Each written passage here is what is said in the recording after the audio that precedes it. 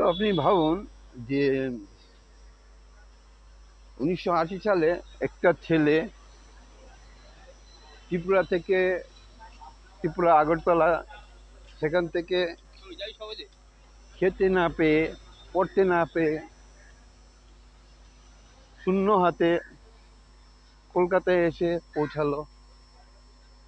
সেখানে একটা বড় গল্প রয়েছে, নানান রকম ঘটনা ঘটেছে। আমার ত্রিপুরা থেকে কলকাতায় আসতে প্রায় 1 বছর না 2 বছর মতো সময় নিয়েছিল। সেগুলো আমার চিঠিপত্রের মধ্যে কিছু কিছু এখনো আমি সংগ্রহ করে রেখেছি, সেসব চিঠির মধ্যে আছে ওগুলো। তো কিরকম পরিস্থিতি হলে একটা মানুষ আগরতলা থেকে কলকাতা আসতে 2 বছর লেগে যায়, এটা একটা পার্ট গল্পের। তারপর যখন এখানে আসলাম, বিএনজ্যোতি বাড়িতে উঠলাম, সেখানে 6-7 মাস আমার জীবনটা কিরকম ছিল। বাড়ির পরিচারক হিসেবে, কাজের লোক হিসেবে তারা রেখেছিল। তা আমার টার্গেট ছিল ছবি আঁকা, যে ছবি আঁকাটা শিখবো এবং ছবি এঁকে ভাত খাবো। কিন্তু সেখানে সম্ভব হয়নি, কেননা আমি যদি সারাদিন কারোর বাড়িতে বাসন ধুই, ঘর মুছি, তাদের হুকুম তামিল করি, তাহলে তো আমার যা স্বপ্ন ছিল সেটা তো কোনো দিন হবে না। তাই আমি বাড়ি থেকে বেরিয়ে গেছিলাম। বেরিয়ে গিয়ে একদম রাস্তায়, সেই রাস্তায় প্রায় 3 বছর আমি, মানে আমার কোনো কিছু ছিল না। হাতে পাড়ার ছেলেরা আমাকে, ক্লাবের পাশে একটা পৌর বাড়ি ছিল, সেটা সাহেববাগান মিলন সমিতি, আর মামু বলে একজন ছিল, সদু মামু। তো তার বাড়ির পাশেই একটা অংশে পৌর বাড়ি ছিল। বাড়িটা একজন লোকের, সে বাড়িটা সম্ভবত বিক্রি করে দিত বা নতুন কিছু করবে, ওই রকম কিছু প্ল্যানের জন্য সে বাড়িটা করেনি। বাড়িটার উপরে ছাদটা ছিল না, দরজা ফরজা ছিল না, মানে পৌর বাড়ি যেরকম হয় আর কি ওরকম। তো সেখান থেকে অনেক লোক আমাকে ভালোবাসতো, মানে করুণা করতো। আমি তো সেই বয়সে তো এমন কিছু না যে আমার কে ভালোবাসবে, আমাকে দেখতে খুব ভালো বা ওই রকম কিছু না। তো মানুষ একটা মানুষ হিসেবে করুণা করতো। করুণা করার পিছনেও সম্ভবত মানুষ আমাকে ভালো ছেলে বলে ডাকতো। মানে যারা আমার নাম জানতো না, তারা আমাকে ভালো ছেলে ডাকতো। মানে তা থেকে আমি এখন আন্দাজ করতে পারি যে আমার বিহেভিয়ার নিশ্চয়ই তেমন কিছু একটা ভালো ছিল। তো সেই জায়গা থেকে আমি 2024 নাগাদ আমি ওই সাহেববাগানের একটি মেয়ে, তার সাথে পরিচয় হওয়ার 2 দিন মধ্যেই আমরা স্থির করি যে আমি বিয়ে করব, ও যদি আমার সাথে রাজি আছে কিনা। ওর একটা গ্রাউন্ড ছিল যে ওর জেঠুতো ভাইয়ের উপর আছে, এবং তারা 5-7 জন ভাই বোন। তো তারা তাকে, মানে তাদের নিজেদেরই তখন আর্থিক অবস্থা খুব একটা ভালো না, তারা অন্যভাবে থাকে, সেই গল্প আরেকদিন বলবো। তো ওকে, মানে ওর মধ্যে একটা ডিপ্রেশন ছিল যে ওকে কেউ বিয়ে দেবে না, এবং ওর জন্য কেউ চিন্তাও করবে না। ও ওই বাড়িতে যতদিন থাকবে জেঠু দাদাদের বাড়ির চাকর হয়ে থাকবে, এরকম একটা পরিস্থিতি। সেই পরিস্থিতিতে সে ভেবেছে যে সে ও বাড়িতে থাকবে না, সে নিজের মতো করে আমার সাথে চলে এসেছে। আমরা রেজিস্ট্রি করেছি, করে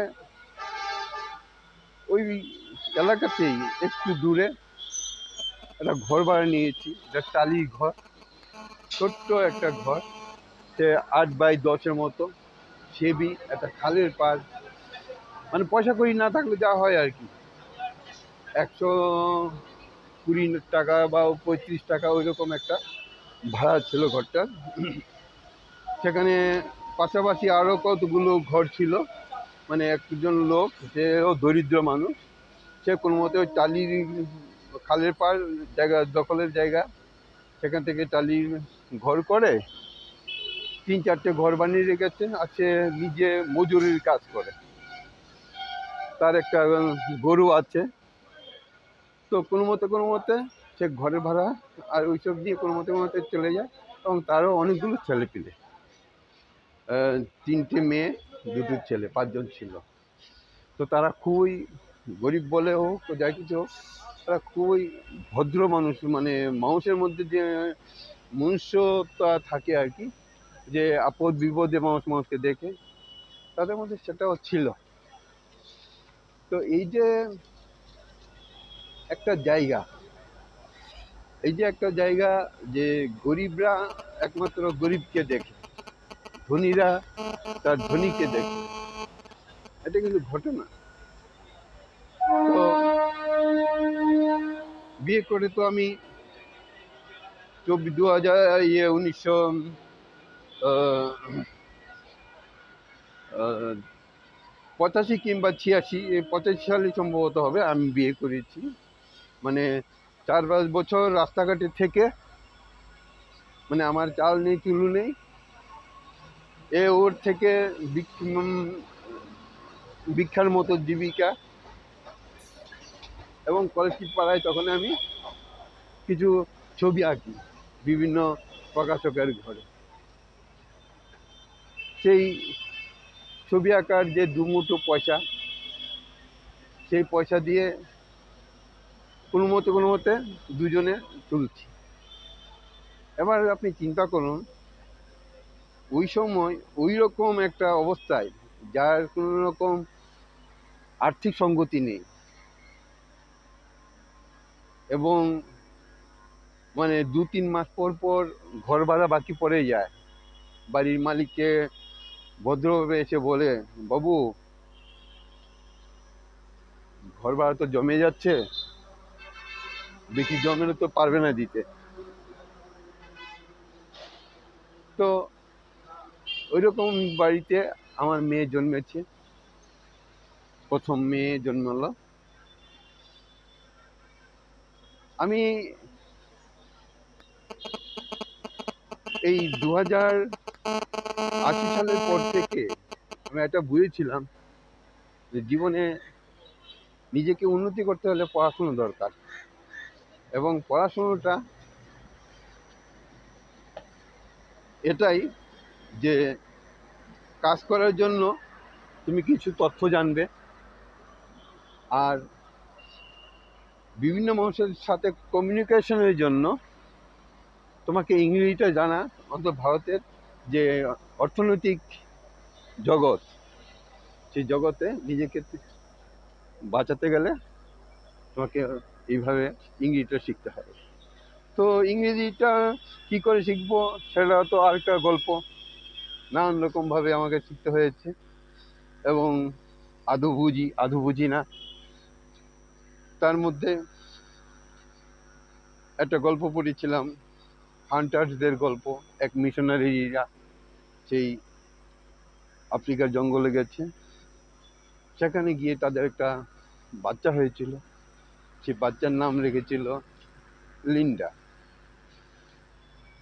এবং সেখানে বলা হয়েছে যে এটা একটা স্প্যানিশ শব্দ, যার মানে বিউটি।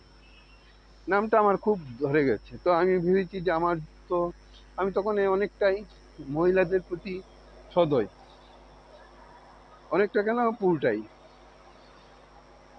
কেননা আমার জীবনে তখন বহু মেয়ের সাথে আমার এই 1985 সালের আগে বহু মেয়ে আমাকে কেন পছন্দ করতে যাই না, তাদের সাথে অনেকেরই আমার প্রেম টেম হয়েছে। তার ডকুমেন্টেশন রয়েছে আজও ঘরে, মানে প্রেমপত্রগুলো, যে কয়েক কেজি কাগজ, সেসবগুলো নিয়ে আমার